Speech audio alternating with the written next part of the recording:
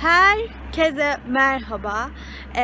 Şimdi birazdan göreceğiniz araba zaten şeyden de gördüğünüz üzere isimden, videonun isminden BMW bir araç. Yan tarafı baya bir hasar almış. Onun parçasını bekliyorduk birkaç gündür ve o geldi. Şimdi onun nasıl yapıldığını güzelce, o halden nasıl güzel, mükemmel, müthiş bir BMW olacağını göreceğiz. Evet, şimdi gidelim.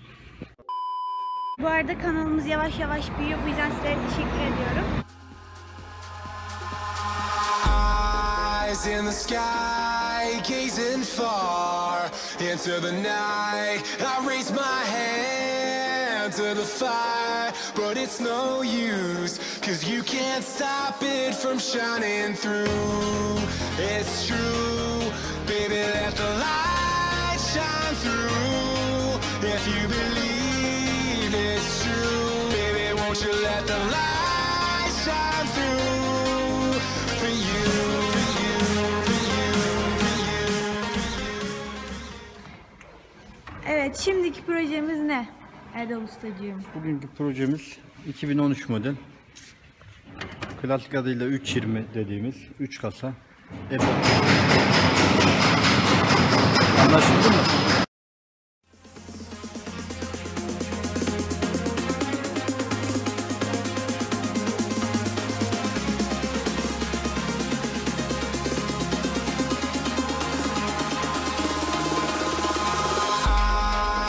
In the sky, gazing far into the night. I raise my hand to the fire, but it's no use, 'cause you can't stop it from shining through.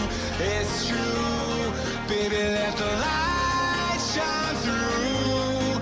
If you believe it's true, baby, won't you let the light shine through for you.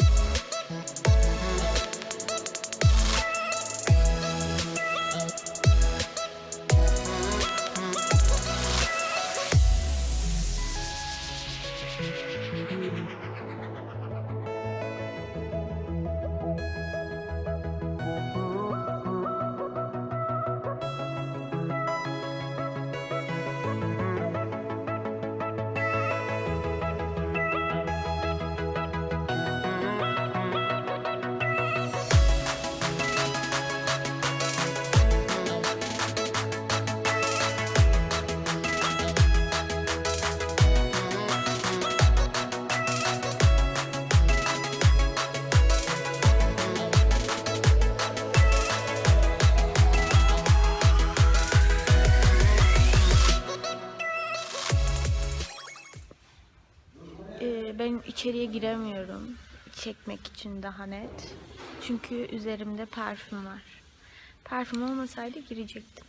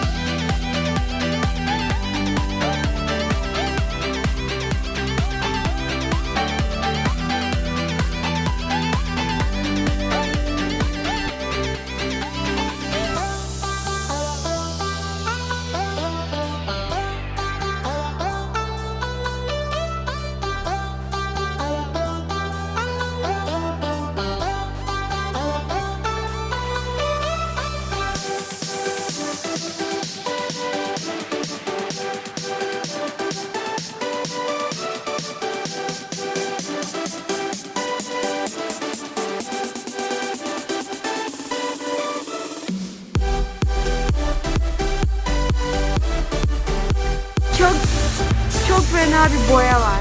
Aha.